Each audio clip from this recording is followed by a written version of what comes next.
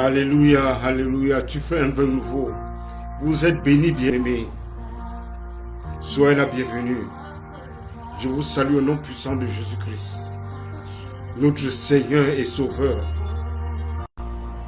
La grâce de Dieu pour l'homme, c'est la personne de Christ. Partagez aussi, bien-aimés, je partage.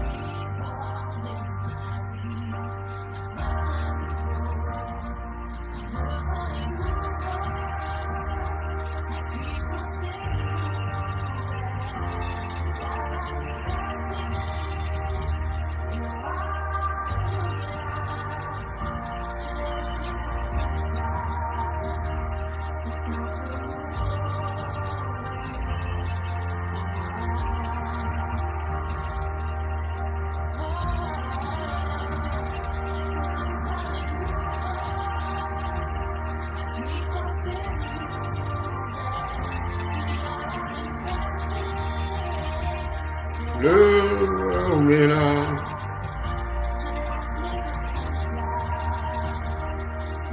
Le vin nouveau, bien-aimé, le vin nouveau. Le vin est nouveau.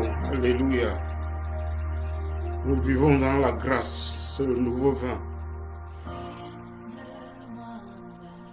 Nous ne sommes pas dans le vin de Moïse, bien-aimé. Alléluia.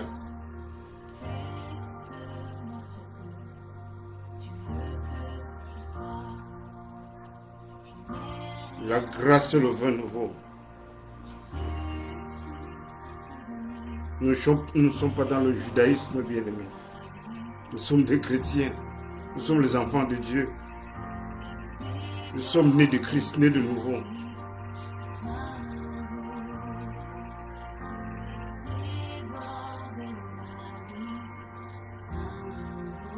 Alléluia. Thank you, Jesus.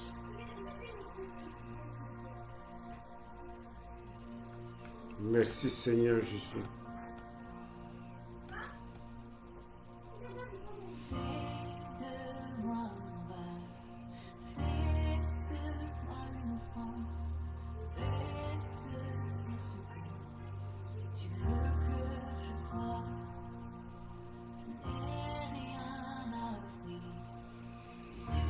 Alléluia.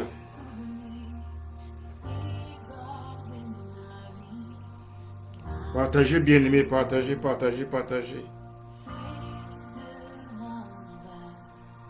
Le Seigneur fait grâce. Alléluia.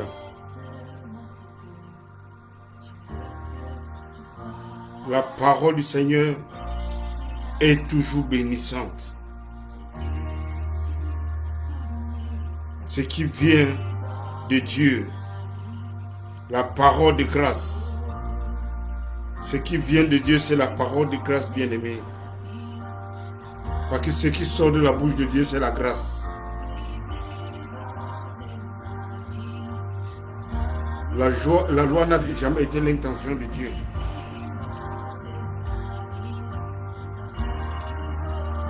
Jésus dit, Moïse vous a donné la loi à cause de la dureté de votre cœur.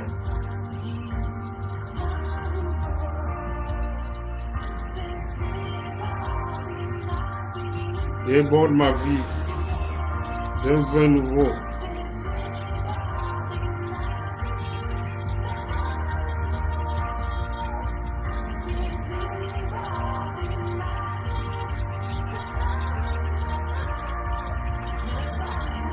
Le vin est nouveau.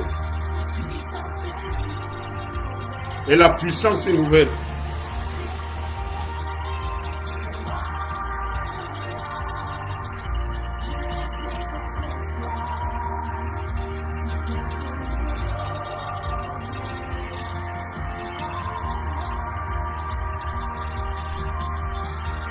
Alléluia.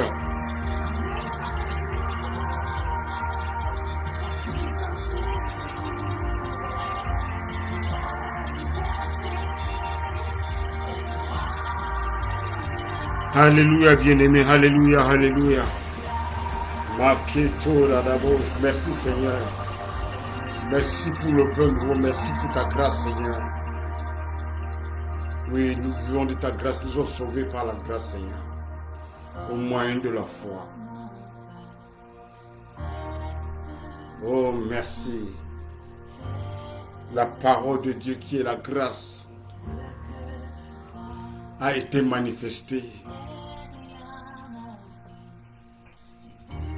La grâce source de salut a été manifestée parlant de Jésus-Christ.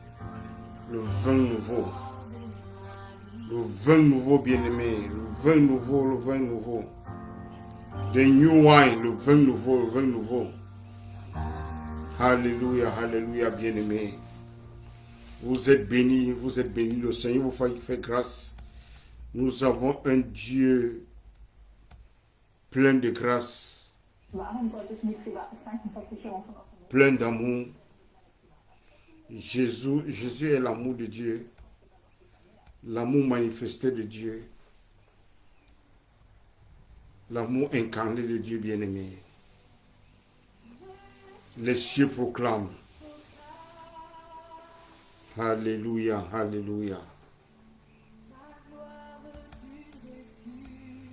Les cieux proclament la gloire du ressuscité, la gloire de Jésus bien-aimé. Les cieux proclament ta gloire aussi, parce que Jésus t'a donné sa gloire bien-aimé. Donc nous sommes dans la gloire du Seigneur. La gloire du Seigneur, c'est notre gloire. À jamais tu seras. La gloire du Seigneur, c'est notre gloire, parce que nous sommes assis avec lui dans les lieux célestes. Nous n'avons pas à l'héritage. Alléluia.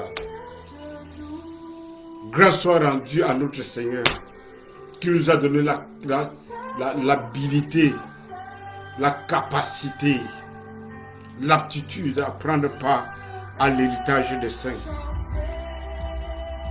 Ça, c'est qui tu es, bien-aimé. Le Seigneur a fait grâce à l'humanité. La mort de Jésus, c'est la grâce offerte à l'humanité. Parce que nos propres œuvres ne pouvaient pas nous sauver, bien-aimés. Mais sauf l'œuvre de Christ, sauf l'œuvre de Dieu, la parole qui est avec Dieu, la parole qui était Dieu, s'est faite chair.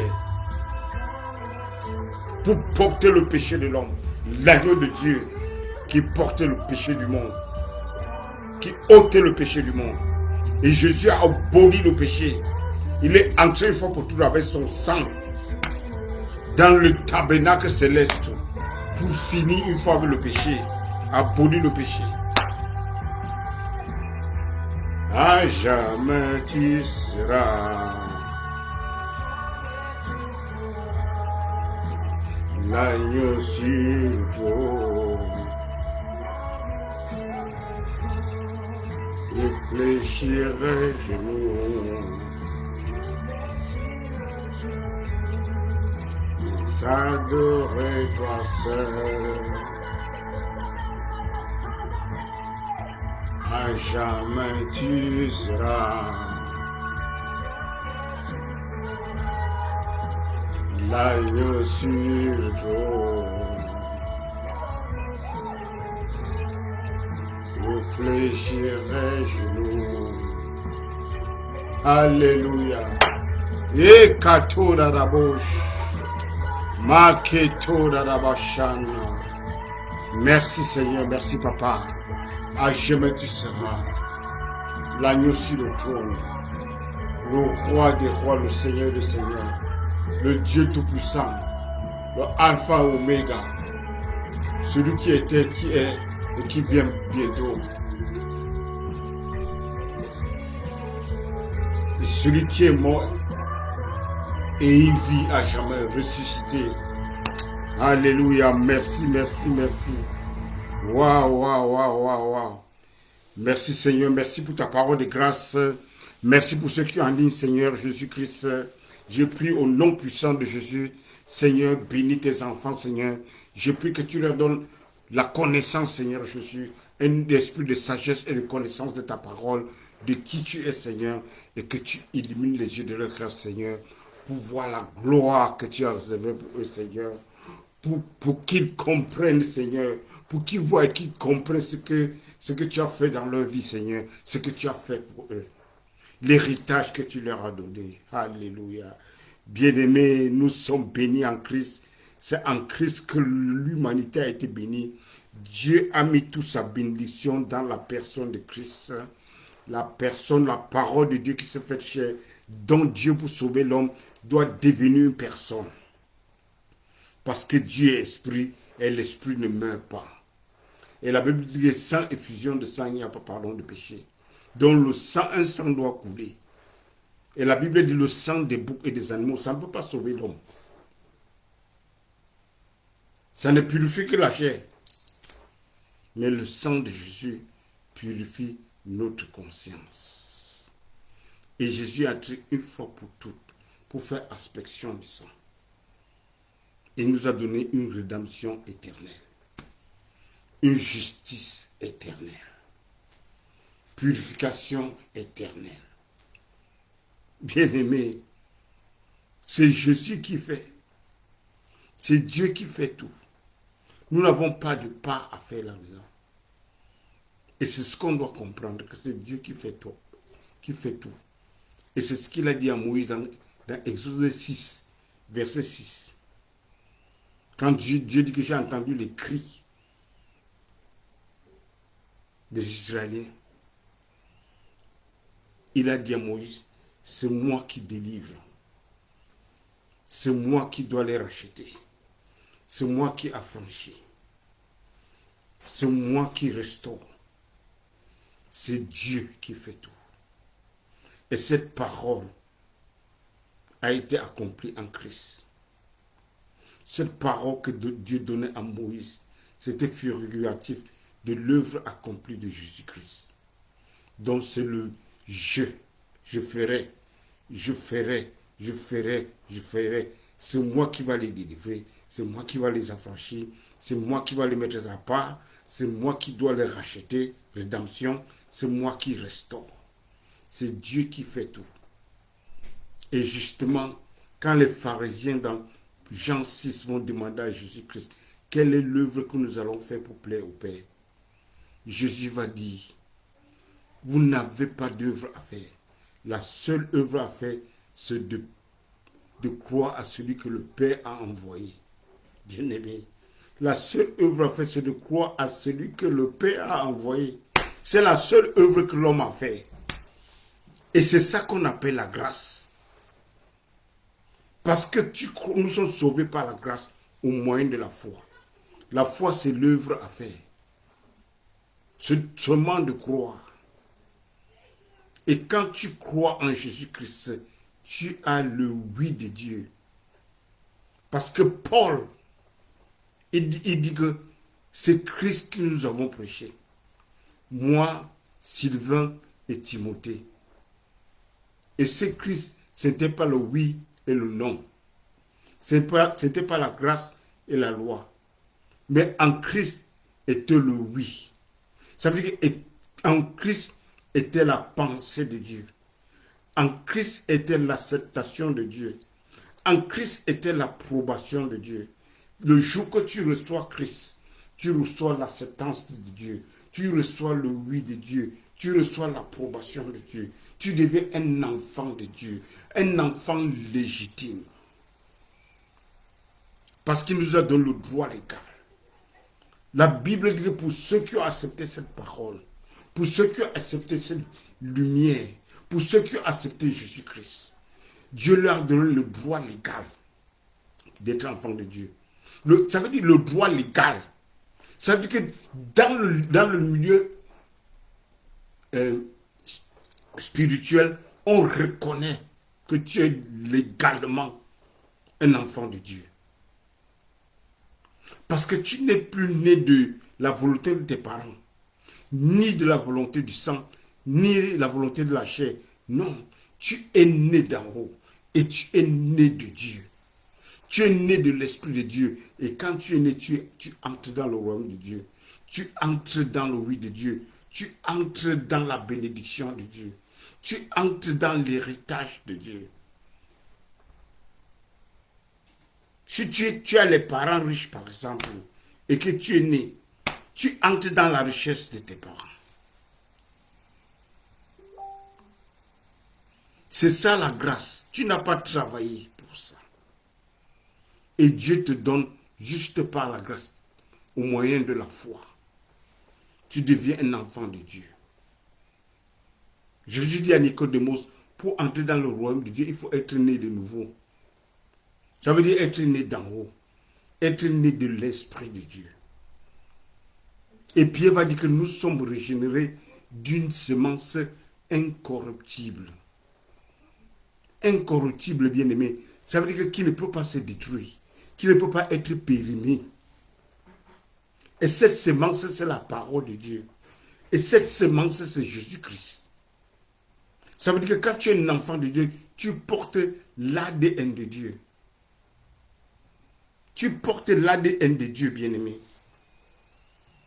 Ça veut dire que Dieu ne peut pas te nier parce que tu as son ADN. Parce que tu as son esprit. Parce que tu es né d'une semence incorruptible. Cette semence veut dire sperma. Tu as le sperma de Dieu. Tu as la génétique, le gène de Dieu, l'ADN de Dieu. Donc Dieu ne peut pas te nier. Et tout ce que Dieu fait est éternel et parfait. Donc quand Dieu te donne naissance, il donne naissance à ce qui est parfait. Même dans ta tête, ce n'est pas parfait. Mais sois sûr, comprends que c'est parfait. Ce n'est pas une histoire de parce que tu vois, non. Il faut savoir. Ce n'est pas une histoire de feeling. Mais c'est une histoire de connaissance. Mon peuple périt par manque de connaissance. Pas par manque de prière ou de feeling.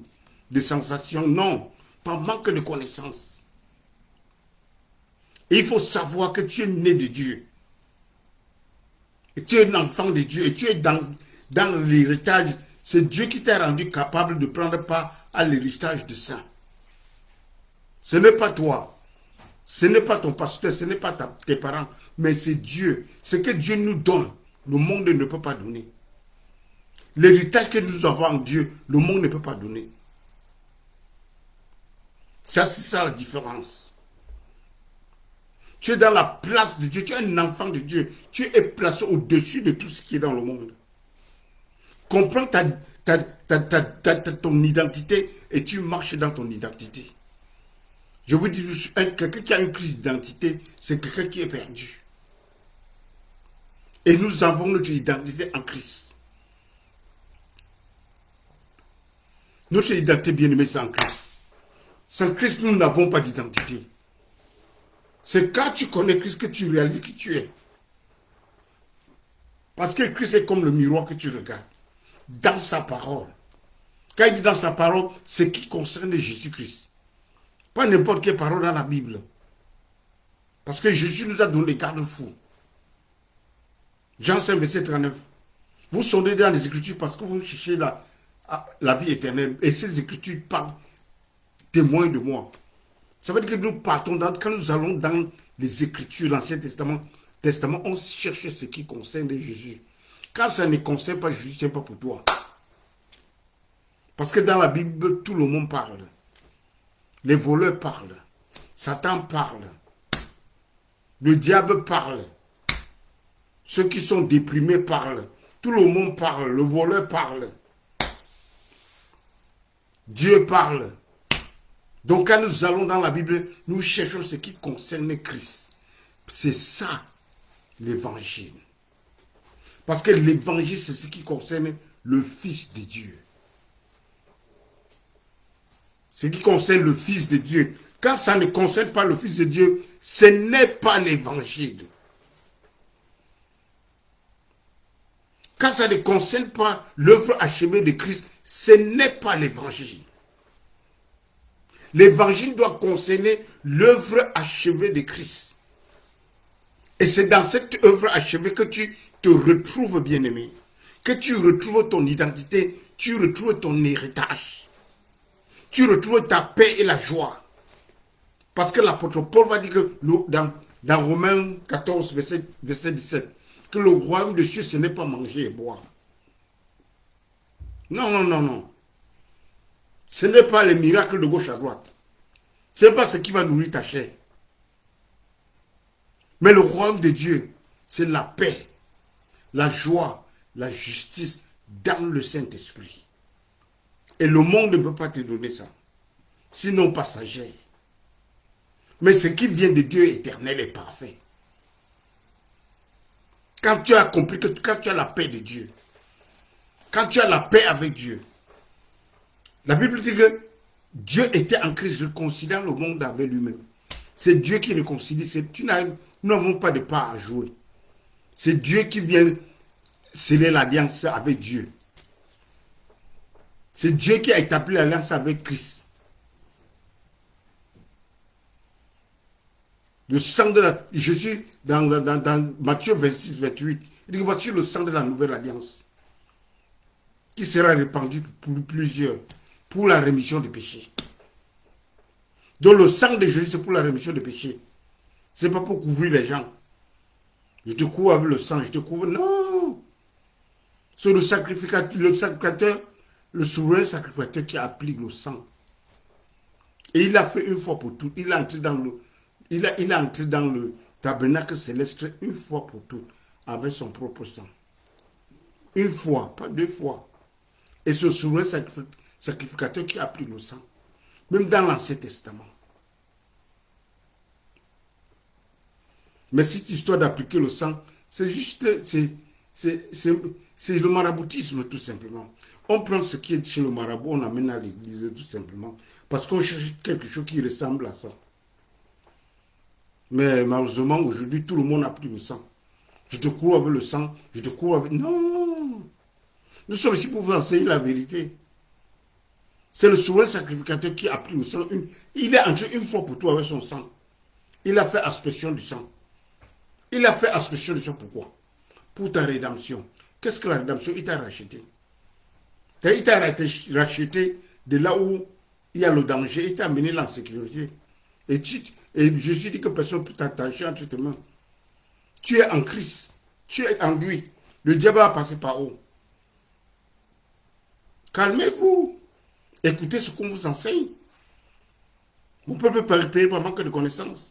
Mais quand tu as déjà compris, le diable va... La Bible dit qu'il est comme... Il est même pas un lion, comme un lion rougissant, cherchant ce qu'il va dévorer. Qu'est-ce qu'il cherche à dévorer? L'ignorance. Ceux qui sont dans l'ignorance. Parce que l'ignorance, c'est la nourriture du diable, de Satan. Quand tu es ignorant et tu utilises comme le ping-pong, il joue le ping-pong avec toi. Quand il sait que tu es ignorant. Mais quand tu sais que tu as déjà la connaissance, il rôde seulement. Il cherche ce qu'il va dévorer. C'est pour ça que la Bible dit que ceux qui connaissent le Dieu, ils font des exploits. Et le problème, c'est que comment est-ce que tu peux adorer un Dieu que tu ne connais pas? Il faut d'abord connaître Dieu pour l'adorer. Et c'est ce que Jésus est venu pour faire. Il est venu nous montrer Dieu. Il est venu parler de Dieu. Jean 1, verset 18. Personne n'a vu Dieu. Sauf le Fils, qui est lui-même Dieu, qui est assis dans le sein du Père. Et il n'y a que lui pour le déclarer. Il n'y a que lui pour nous parler de Dieu. Il n'y a que lui pour nous expliquer Dieu. Il n'y a que Dieu pour nous donner la pensée de Dieu. Parce que Jésus est la logique de Dieu. Jésus est la pensée de Dieu. Jean 1, verset 1. Au commencement était la parole. La parole a été avec Dieu. La parole était Dieu. Cette parole-là, ça veut dire logos en grec. Et ça veut dire que la pensée de Dieu, la logique de Dieu. Donc Jésus est venu nous parler nous exposer, nous révéler la pensée de Dieu. Dieu n'est plus un mystère. Dieu, aujourd'hui, nous connaissons Dieu. Par contre, ceux de l'Ancien Testament, ils connaissaient Dieu en portions. Ils avaient des portions de vérité. Hébreux 1, verset 1. Dieu a parlé à nos pères par des prophètes. autrefois par les prophètes.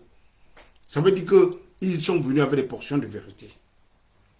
Mais cette fois-ci, Dieu nous a parlé par son Fils, qui est l'image, qui est son image.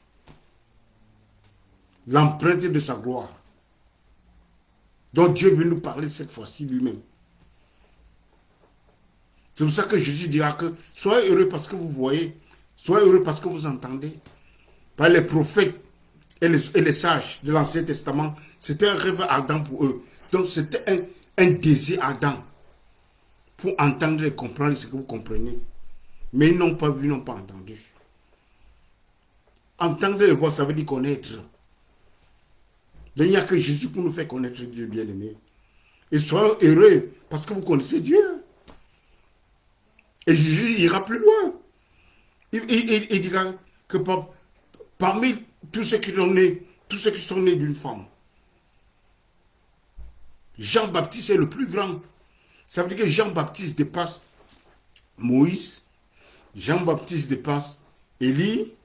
Vous connaissez Moïse, qui a divisé la mer en deux, qui a fendu la mer en deux, qui a fait pleuvoir la manne, qui a fait sortir l'eau du rocher. Élie, qui a détruit le prophète, qui a appelé le feu.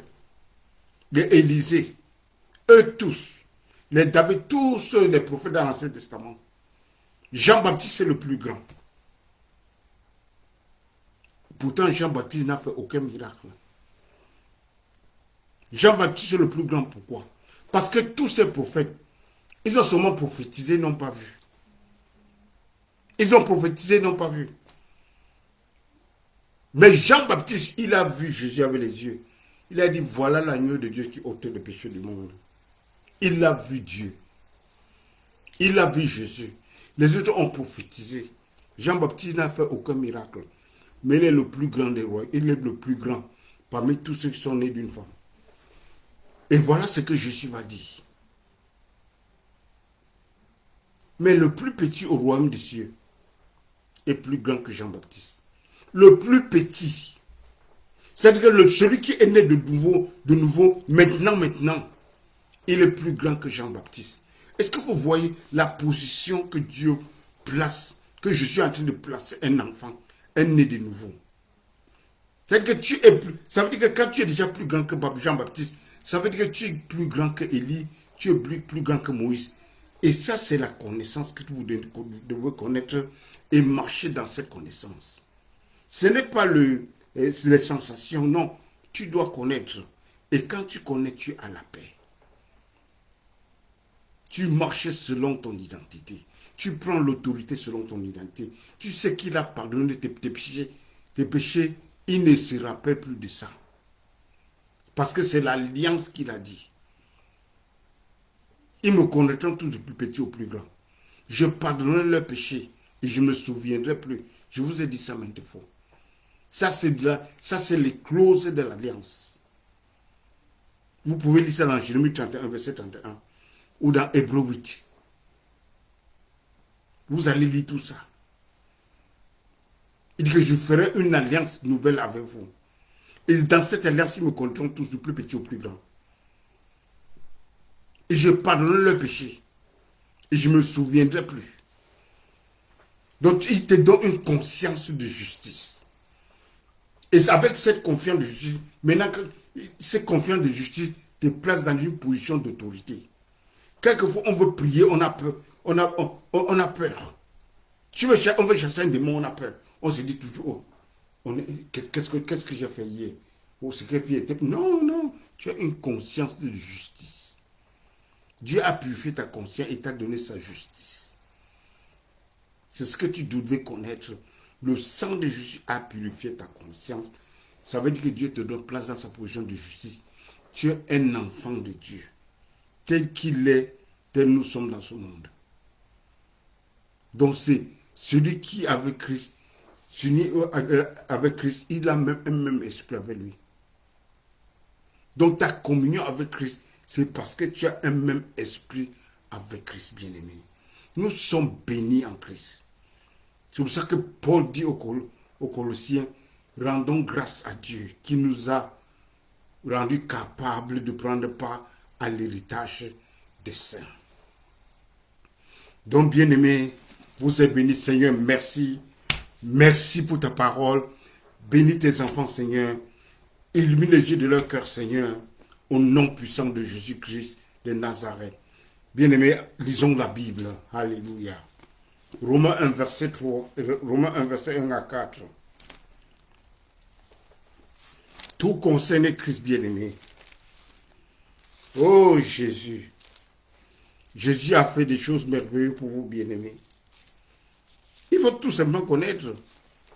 Et nous sommes ici pour vous donner la connaissance. Quand tu connais Dieu, tu as la paix. Quand tu connais Dieu, tu déclares. Tu connais ta position. Mais malheureusement, l'Église, les gens ont fonctionné dans beaucoup de fausseté. Si bien que maintenant, quand on apporte la vérité, c'est comme si, c'est comme, il regarde comme une rébellion. Pourtant, on vous lit seulement ce qui est dans la Bible. Et je vous dis une chose, chaque dénomination a sa direction. Le pentecôtiste a sa manière de fonctionner. Le baptiste, regarde, il a sa direction. Le méthodiste a sa direction. C'est ça la pensée des hommes. La religion, c'est l'homme. Les dénominations, c'est l'homme. Mais la Bible a une seule vérité. Et c'est Christ. Et c'est l'œuvre accomplie de Christ. Et il n'y a aucune dénomination. Il n'y a pas le catholicisme là-dedans. Il n'y a pas le pentecôtiste ou bien le baptiste. Non, il n'y en a pas. C'est l'homme. C'est pour ça que la religion apporte des divisions. C'est l'homme qui apporte la division. Les apôtres, ils avaient seulement un message, l'œuvre accomplie de Christ. Et c'est ça que nous prêchons tout simplement. Et je dis que faites attention à ce que vous écoutez. Quand vous mesurez, c'est comme ça qu'on mesurera pour vous. Qu'est-ce que ça veut dire? Ça veut dire tout simplement, faites attention au genre de message que tu aimes, que tu écoutes. Si tu aimes la vérité, plus de vérité te sera donnée. Quand tu cherches la connaissance de Dieu, plus de connaissance te sera donnée. Ça ne sert à rien de prier un Dieu que tu ne connais pas. On va te dire mourir par le feu, tu pries aussi. On va t'apporter les machettes pour prier à l'église, tu apportes. On te dit d'apporter les pommes pour qu'on bénisse, pour que tu manges, tu apportes. On te dit de boire l'essence, on boit parce que l'homme de Dieu a dit qu'il a une révélation. On vous dit de brouter les herbes, vous broutez les herbes parce que l'homme de Dieu dit qu'il a eu des révélations. Non, toute révélation, toute prophétie, la Bible dit que le témoignage de Jésus, c'est l'esprit de prophétie. Donc tout ce qu'on va vous dire doit marcher. Tout ce que l'esprit ne peut pas dire quelque chose qui est contraire à ce qui est écrit. L'esprit ne vous dira pas ce qui est contraire à ce qui est écrit, bien-aimé. Et ça, c'est très clair. Romains chapitre 1. Tout ce qui concerne Jésus-Christ. Voilà Paul. Paul, serviteur de Jésus-Christ, appelé à être apôtre mis à part pour annoncer l'évangile de Dieu. Il va nous expliquer plus tard quel est cet évangile de Dieu, qui avait été promis auparavant de la part de Dieu par ses saints prophètes dans les Écritures. Par ses prophètes dans les saintes Écritures. Il parle de l'Ancien Testament. Et qui concerne son fils, né de la postérité de David selon la chair, et déclaré fils de Dieu avec puissance. L'évangile de Dieu qui concerne son fils. Ça veut dire que l'évangile, le message, la bonne nouvelle concerne une personne, la personne de Jésus. Donc Jésus doit être le centre. Donc tout ce qu'on doit parler doit être Jésus-Christ. C'est pour ça que Jésus dit que vous sondez les Écritures parce que vous cherchez la vie éternelle. Ces Écritures témoignent de moi. Et après sa résurrection, dans Luc 24, il va rencontrer les deux disciples sur la route d'Emmaüs. Il va leur dire, ô homme sans intelligence, dont le cœur est lent à croire. Tout ce que les prophètes ont dit. N'est-ce pas? Les prophètes ont parlé de la souffrance et la glorification de Christ et sa résurrection. Et il va commencer maintenant à leur expliquer les Écritures, en commençant par Moïse, les prophètes et David. Il va leur interpréter les Écritures. Ça veut dire qu'il va excaver les Écritures. Il va prendre le temps diligemment pour leur expliquer les Écritures, ce qui le concerne. Ce qui le concerne, bien-aimé. Donc Dieu, Jésus lui-même, il a déjà donné les garde-fous. Il a déjà donné les garde-fous. Donc Jésus nous a donné la conduite, la ligne à suivre. De ne pas sortir dans ce qui le concerne. Donc ce que nous devons prêcher, c'est ce qui concerne Jésus. Quand nous sortons de cette ligne, nous nous retrouvons en brousse. Nous nous retrouvons dans la fausse doctrine. Donc tout ce que Jésus a donné des garde-fous. Il a dit que c'est ce qui me concerne.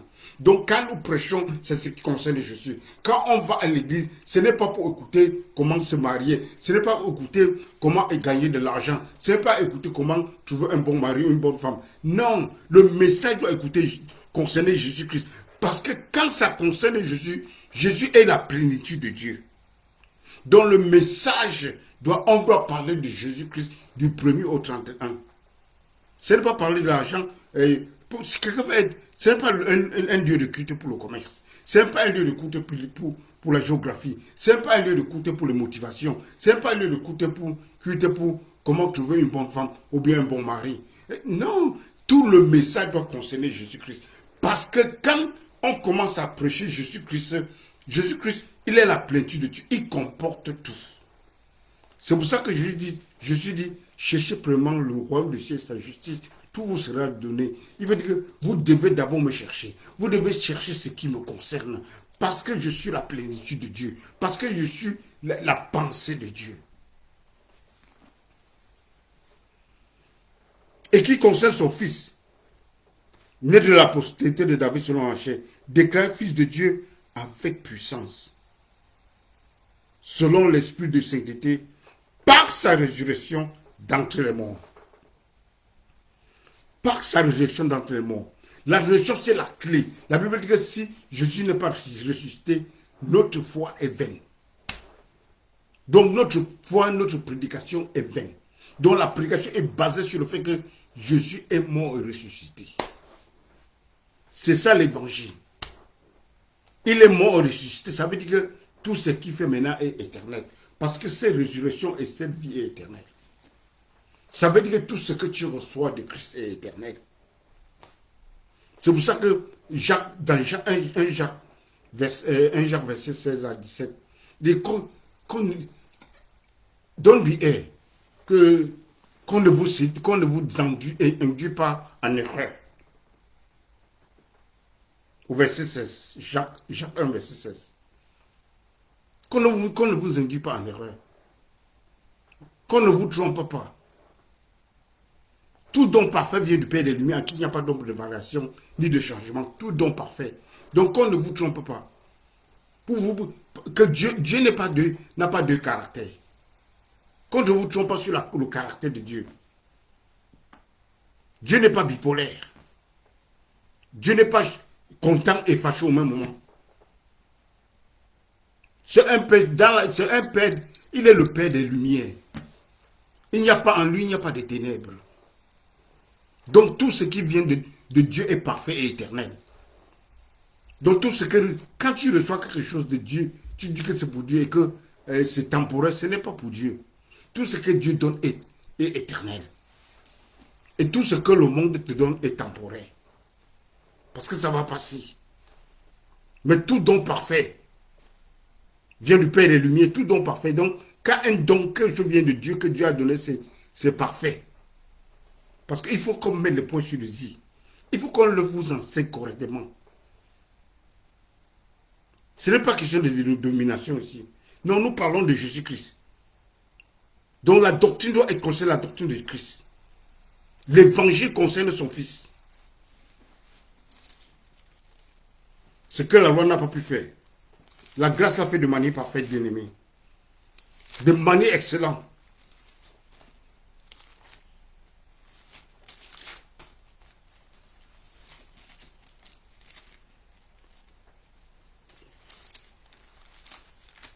Jean 2, verset 9.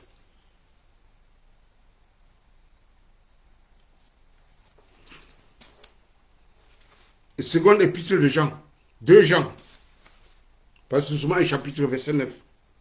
Quiconque va plus loin et ne demeure pas dans la doctrine de Christ n'a point vu Dieu. Celui qui demeure dans cette doctrine a le Père et le Fils. C'est-à-dire que tout doit concerner Jésus-Christ. Donc on doit rester dans cette doctrine. Et cette doctrine concerne la personne de Christ. Cette doctrine concerne la grâce de Dieu. Cette doctrine concerne la mort, l'ensevelissement et la résurrection de Jésus-Christ. Cette doctrine concerne le fait que Dieu s'est fait chair, l'humanité de Dieu, la divinité de Christ et son humanité. Son humanité parce qu'il doit mourir et ressusciter. Donc un nouveau, quelqu'un qui est né de nouveau, c'est un amalgame entre la divinité et l'humanité. Celui qui est né de nouveau est un amalgame entre ce qui est céleste et ce qui est terrestre. Celui qui est né de nouveau, c'est un amalgame entre Dieu et l'homme, un mariage entre Dieu et l'homme. Ça, c'est la puissance de l'évangile. Dieu est venu habiter dans toi. Dieu habiter dans toi, c'est une union, un mariage entre toi et Dieu. Un amalgame entre le céleste et le terrestre. Alléluia, bien-aimé. Ça veut dire que tu portes Dieu. Et tu marches avec Dieu. Tout ce que tu fais avec Dieu. Et quand tu avances, Dieu est avec toi. Quand tu avances, les anges sont là. Parce que les anges, même si tu ne vois pas, la Bible dit que les anges sont vos serviteurs. Sont les serviteurs de ceux qui héritent le royaume des cieux. Donc les anges sont vos serviteurs. Donc quand tu déclares une parole positive, tu es en train de donner du travail aux anges. Mais quand tu déclares une parole négative, tu es en train de donner le travail aux démons. C'est pour ça que tu regardes dans les égouts, on prie que mourir par le feu. On est en train de donner le travail aux démons. Parce que ce n'est pas la doctrine de Christ. Christ dit bénissez, ne maudissez pas. Christ ne tue pas. La doctrine de Christ ne tue pas les gens. La doctrine de Christ bénit les gens. La doctrine de Christ donne la vie, donne la vie aux gens. La doctrine de Christ restaure, bien-aimé. La doctrine de Christ n'est pas là pour la destruction. La doctrine de Christ n'est pas là pour tuer les gens, pour tuer les ennemis. Aimez vos ennemis. 2 Jean, verset 9. Donc, quiconque voit plus loin et ne demeure pas dans la doctrine de Christ, ça c'est des antichrists. Dans la doctrine de Christ, n'a point Dieu, il n'a pas connu Dieu. Celui qui demeure dans cette doctrine a le Père et le Fils. Verset 10. Si quelqu'un vient à vous et n'apporte pas cette doctrine, ne le recevez pas dans votre maison et ne lui dites pas salut. Waouh! Jean a fait ça fort. Donc si quelqu'un ne vient pas avec cette doctrine, que Dieu s'est fait chair, quelqu'un ne vient pas avec la doctrine de Christ, quelqu'un ne vient pas vous dire, quelqu'un qui ne vient pas avec la divinité et l'humanité de Dieu. Et la doctrine de Christ. Je vous explique, la doctrine de Christ, c'est ce qui concerne sa mort, son enseignement et sa résurrection. Donc Jésus a fait tout. Donc la doctrine de Christ, c'est l'œuvre de la grâce. Que l'homme ne peut pas se sauver lui-même. Que l'homme est sauvé par la grâce. Au moyen de la foi.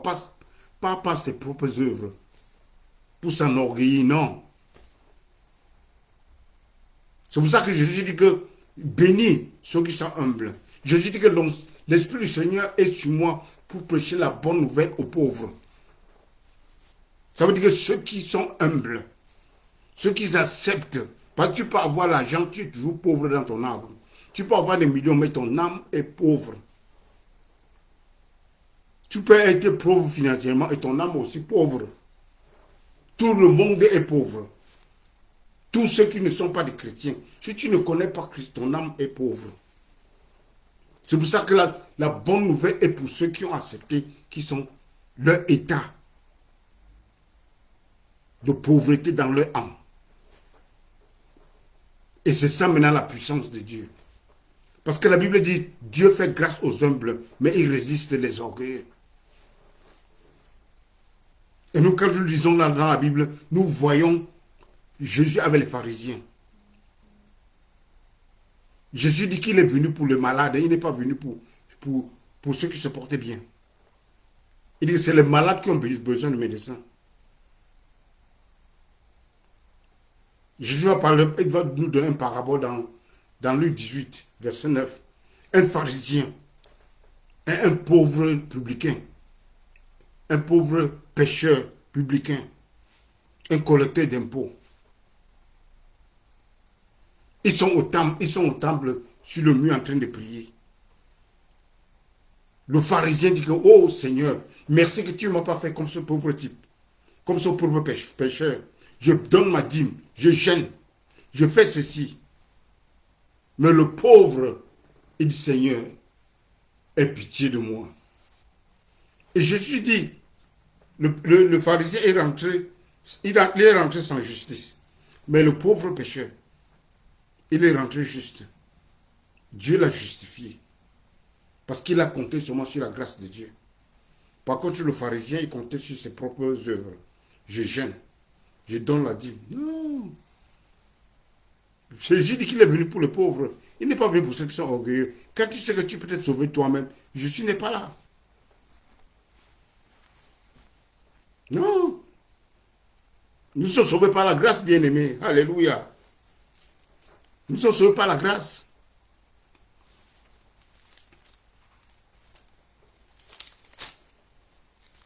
Écoutons ce que Pierre va dire. 1 Pierre, chapitre 1, verset 10. Écoute ce que Pierre va dire. Les prophètes qui ont prophétisé sur cette grâce, les prophètes qui ont prophétisé touchant la grâce qui vous était réservée, ont fait de ce salut l'objet de leurs recherches et de leurs investigations. Ils ont prophétisé sur cette grâce. Ce n'était pas pour eux. Ils ont fait les recherches. Ils ont fait les investigations. Et quand est-ce que je suis là-bas venir? Et c'est pour ça que je vous ai dit tout à l'heure que c'était un désir ardent pour ces prophètes de vivre cette période que nous vivons. Mais ils n'ont pas pu. Ils ont prophétisé. Pierre dit qu'ils ont prophétisé sur cette grâce. Mais cette grâce n'était pas pour eux. Mais c'est pour nous, bien-aimés. Cette grâce qui nous fait de nous des enfants de Dieu. Ils n'étaient pas des enfants de Dieu. C'est pour ça que nous sommes plus grands que eux tous. Parce que nous sommes les enfants de Dieu. Ils n'étaient pas des enfants de Dieu. Ils étaient juste des serviteurs. Mais Dieu a fait de toi et moi son enfant. Et nous sommes dans son héritage. Et nous sommes dans son héritage bien-aimé. Nous sommes dans l'héritage du Seigneur. Que le Seigneur te vous bénisse abondamment. Le Seigneur fait grâce aux humbles. Il résiste les orgueilleux. Nous vivons dans la grâce de Dieu. Nous sommes sauvés par la grâce. Let me read Éphésiens 2, verset 6.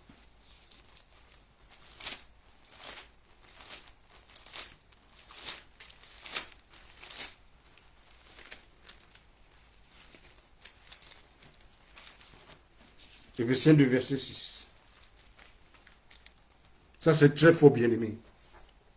Il nous a ressuscités ensemble. Donc, quand Christ est mort, quand tu acceptes Christ, c'est comme si tu es mort avec lui dans son ensevelissement. Mort, enseveli et ressuscité avec lui. C'est ce que Paul va dire aux Romains. Que quand tu es baptisé en Christ, ce n'est pas le baptême d'eau. Ça veut dire que tu es baptisé dans sa mort et sa résurrection. Dans sa mort, son ensevelissement et sa résurrection.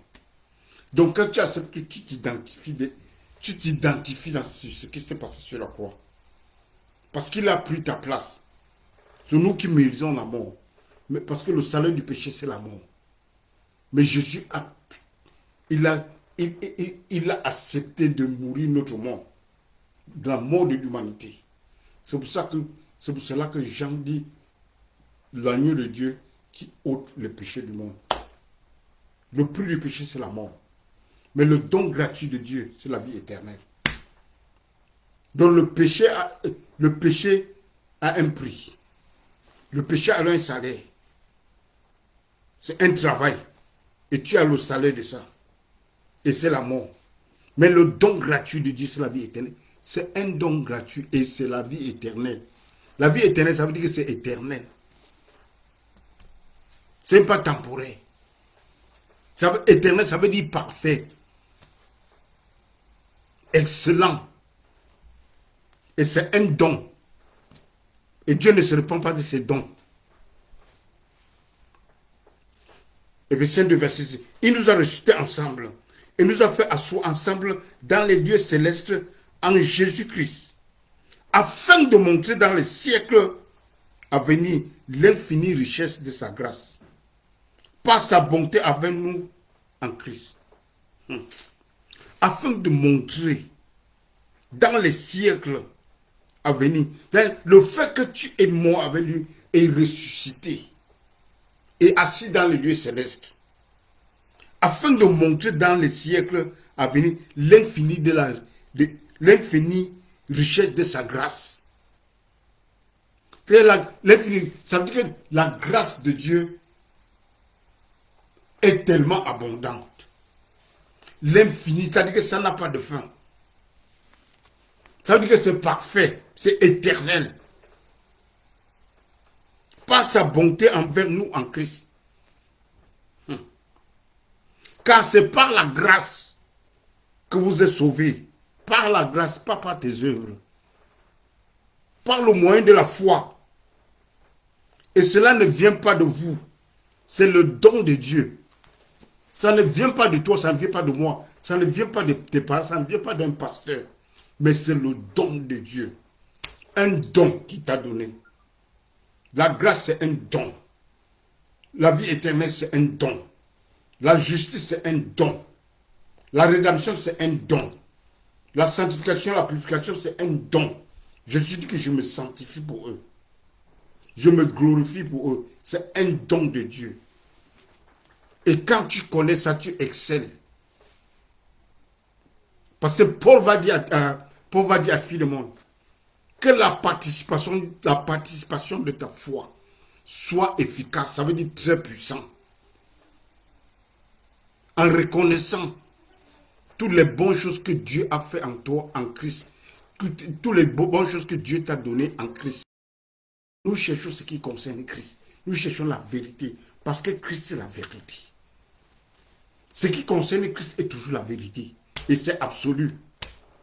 Quand tu commences à chercher la pensée des hommes, ça commence à... C'est shakeable. Ça bouge. Mais ce qui concerne Christ est absolu et fixe. Et c'est l'encre. C'est là où tu t'accroches. Ce qui concerne Jésus-Christ. Et c'est le message, tout ce qu'on doit prêcher doit concerner Christ. Et c'est ce message qui transforme. Quelquefois, ça peut être ennuyant. Mais au fur et à mesure que tu restes, ça commence à être... Tu commences à sentir les bénéfices de ça. Tu commences à sentir comment ça t'a transformé. Et tu commences à aimer. Au départ, ça peut être ennuyant. C'est la même chose pour moi, mais quand tu veux connaître la vérité, tu vas apprendre. C'est pour ça que je dis, faites attention à ce que vous écoutez. Quand vous mesurez, c'est comme ça qu'on va vous mesurer. Ça veut dire que quand tu aimes la vérité, la parole, la connaissance de Dieu, plus de connaissance et plus de vérité vous sera révélée, vous sera donnée. Alléluia. Donc, bien-aimés, c'est la parole de Dieu, la parole de Christ, dont nous cherchons toujours ce qui concerne Jésus-Christ. Je vous en prie. C'est ce qui concerne Christ qui transforme. Paul dit que je n'ai pas honte de l'évangile. C'est la puissance de Dieu pour quiconque croit. C'est la puissance de Dieu pour la transformation de l'homme. Ce n'est pas une puissance qui t'oblige. Parce que ta volonté, tu as une volonté. Mais c'est une puissance qui t'amène à aimer les choses de Dieu. Et une puissance qui transforme. Les pharisiens vont demander à Jésus-Christ, mais nous voulons voir les miracles. Jésus dit qu'il n'y a plus de miracle à vous montrer. Le seul miracle, c'est le miracle de Jonas. Le miracle de sa mort et sa résurrection. Comme Jonas avait fait 3 jours et 3 nuits dans le ventre d'un poisson. Donc Jésus va faire 3 jours et 3 nuits au sein de la terre. Et la résurrection, c'est ça la puissance de l'évangile. Et quand vous avez compris cet évangile, il y a une puissance qui entre dans vous. Vous sentez une transformation intérieure. Parce que la transformation de Dieu, c'est de l'intérieur vers l'extérieur. Ce n'est pas de l'extérieur à l'intérieur, non. C'est de l'intérieur à l'extérieur, bien-aimé. Alléluia. Que le Seigneur vous bénisse abondamment. Merci, Papa. Merci, Seigneur. Merci pour ta parole. Merci pour ceux qui m'écoutent et ceux qui m'écouteront plus tard, Seigneur. Je prie au nom puissant de Jésus-Christ, Seigneur, que tu les bénisses. Ceux qui en ligne, Seigneur, je prie que tu bénis Valérie, Seigneur, que tu la bénis abondamment au nom puissant de Jésus avec sa famille. Je prie pour Clarisse, Seigneur Jésus. Bénis-la avec sa famille aussi. Je prie pour Varel. Bénis Varel, Seigneur, au nom puissant de Jésus-Christ, Seigneur. Bénis ceux qui sont en ligne. Seigneur, tu es un Dieu bon et tu es un Dieu qui pourvoit, Seigneur. Et je prie pour le frère de Varel, Seigneur, que tu le guérisses au nom puissant de Jésus-Christ. Merci, Papa. Merci, mon Dieu. Merci, Seigneur. Tu es un Dieu vivant. Tu es ressuscité. Et ta puissance habite dans tes enfants, Seigneur. Je prie, Seigneur, que tes enfants soient conscients, Seigneur, de la puissance qui habite en eux. Que tes enfants soient conscients, Seigneur, qui sont la maison de Dieu, qui sont le temple de Dieu, et que Dieu habite en eux. Merci, Seigneur Jésus.